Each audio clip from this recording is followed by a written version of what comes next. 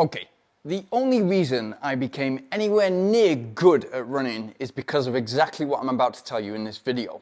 And you can apply this to your running, or you can apply this to any aspect in your life. And I promise you, it's a hack, or the closest thing to a secret you can find in running. I'm Lee Grantham, a coach and professional ultra runner who went from not being able to run for 400 meters, seriously not being able to run for 400 meters, to being able to run 4 hours 25 for the marathon, and then progressively, but very quickly, move my marathon time to 2 hours and 21 minutes and represent my country at both the marathon and the ultra marathon. And I did that primarily because I knew I was capable of so much more. And if you think you're capable of much more and you want the professional guidance of somebody who's been there and done that and coached others to do the same, please get in contact. So I'll give you the season, the 12-month period, and go through race by race, and then I'll tell you exactly why that was able to happen. So this 12-month period from October to October starts with a trail ultramarathon, a 55-kilometer mountain marathon in Spain,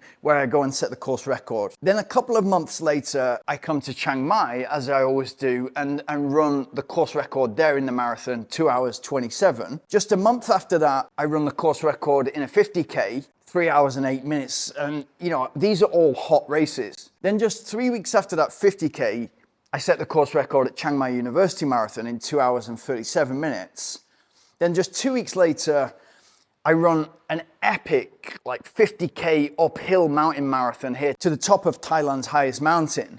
Very, very similar to the Subida al Pico Valletta race. So 3 hours and 55 minutes, all out effort, very competitive field, and set the course record. Then a couple of months after that, in April, I go to London and set my PB, 2 hours and 21 minutes.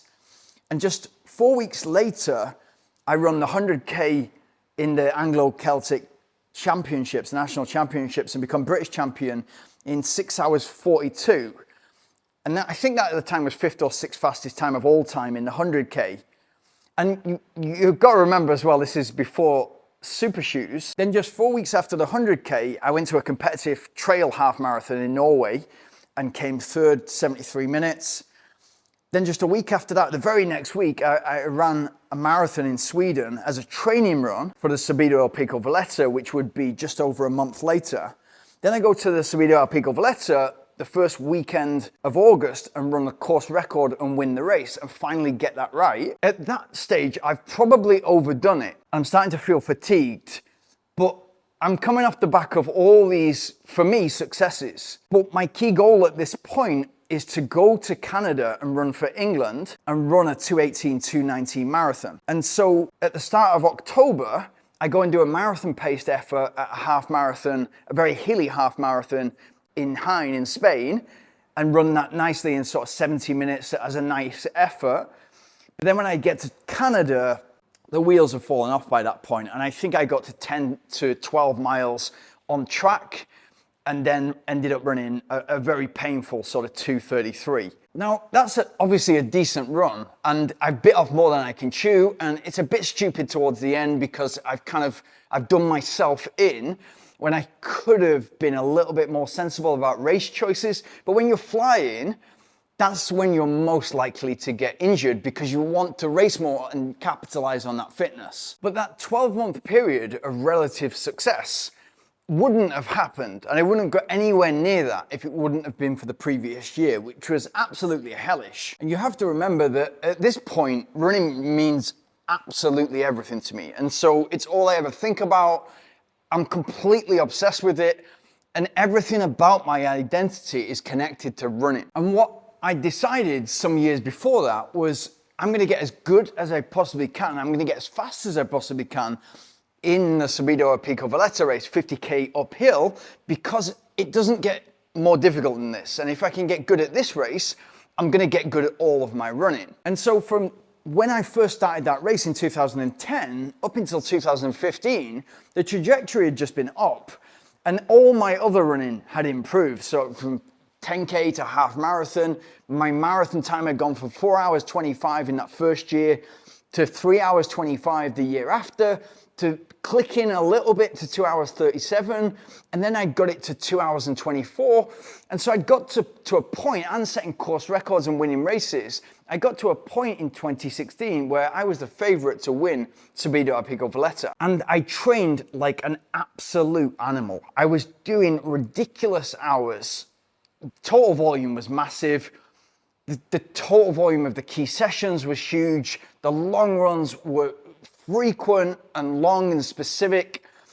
I was overdoing it. And I got to a point with my training where I could do the type of volume that can lead to something disastrous, like a stress fracture or worse. And I remember getting to the start line at Subida a Pico Valletta in 2016, just with the bit between my teeth that this was going to be my day. And I wasn't just going to win the race, I was going to set the course record. The course record was 3 hours and 50 minutes. Starts in Granada, finishes on the top of Valletta, and it's a 50k uphill race. And as I said before, it doesn't get more difficult. And for me, it was a true test of distance running and a true test of kind of how much you want it, all that kind of stuff that I'm about. A true test of work ethic. And I went out fast, but to course record pace. And somebody who was doing it for the first time went out ahead and had quite a gap, like 400 or 500 meters within 10k. And I was just in the chase group thinking that he's inexperienced, he doesn't know the course, and therefore he's going to come back at some point. And I remember that it got to a point in the race where I thought, if I want to win this race, then I've got to get after him. And so I started to accelerate, and I came away from my plan. And at 41, 42k, I was dead and I couldn't move forward.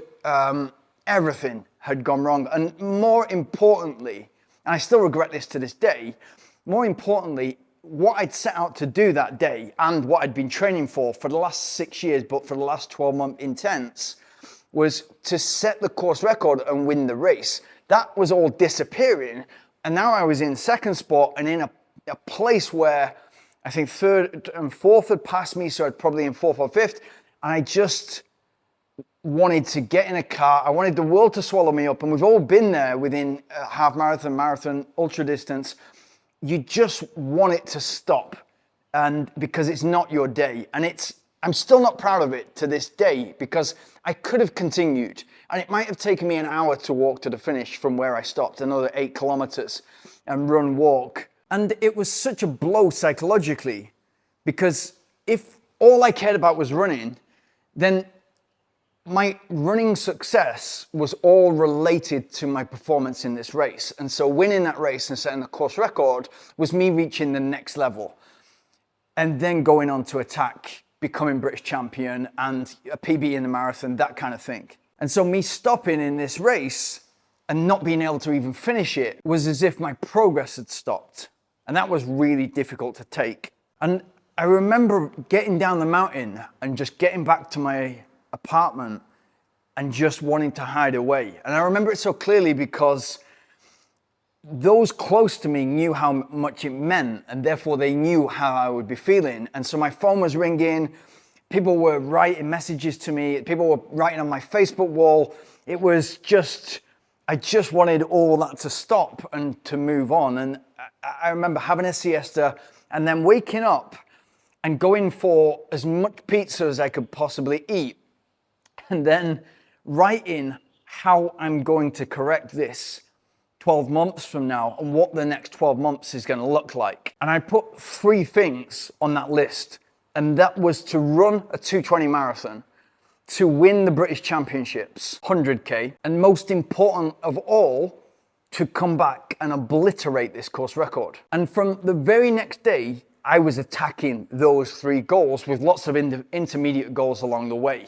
And that looked in that very next week, so the very next day, I was on the bike for 2-3 hours, and that's what that week looked like. It's not the sensible approach again, but the fire in my belly, the hunger that I had to hit those goals was massive, and I just wanted to move forward. And a lot of that plan meant to use races to get fitter or to test fitness in order to get ready for those main key objectives.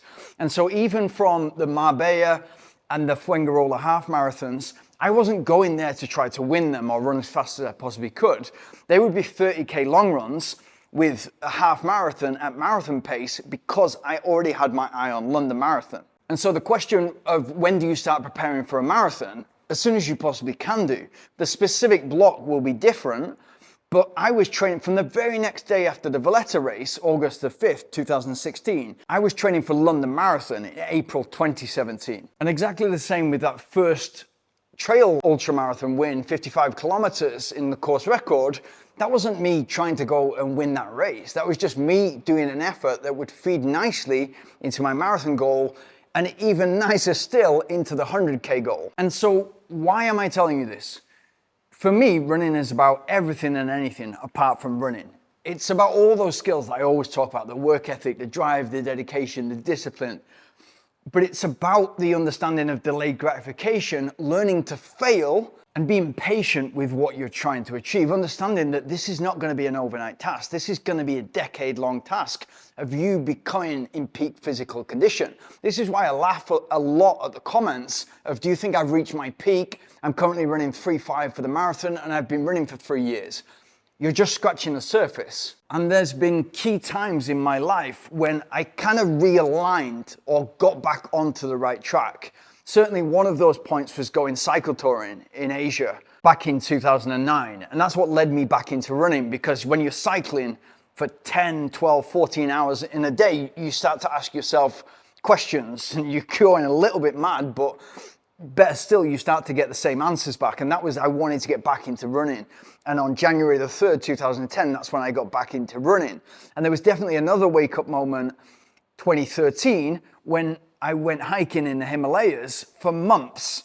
And it was just, are you on the right path? Are you happy? Yeah, I'm happy I'm on the right path. But are you giving running the commitment, the dedication that it deserves? And the answer to that was no. And so the only way to solve that for me was to go all in, hence the brand. It's not here, but hence the brand, all in, because I needed to move to the course. I needed to move to the Valletta course in order to get better at that race, in order to become good at all my running. And so that made complete sense. And so if 2009 and 2013 were wake-up calls for me in that way, then definitely 2016 was a massive wake-up call. You went to do something big, you had big ambitions, and you failed spectacularly. Nothing will wake you up and create a lot of fire in you than failing spectacularly at something you love to bits. And so if you can take one thing from this video, it's aim higher.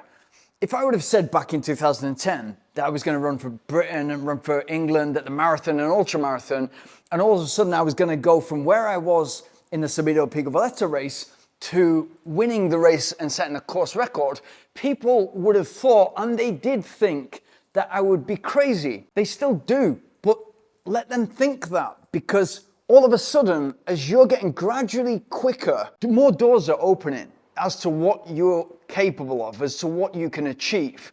And so you don't just go from 4 hours to 3 hours 30 thinking, okay, the next natural step is a slightly quicker marathon.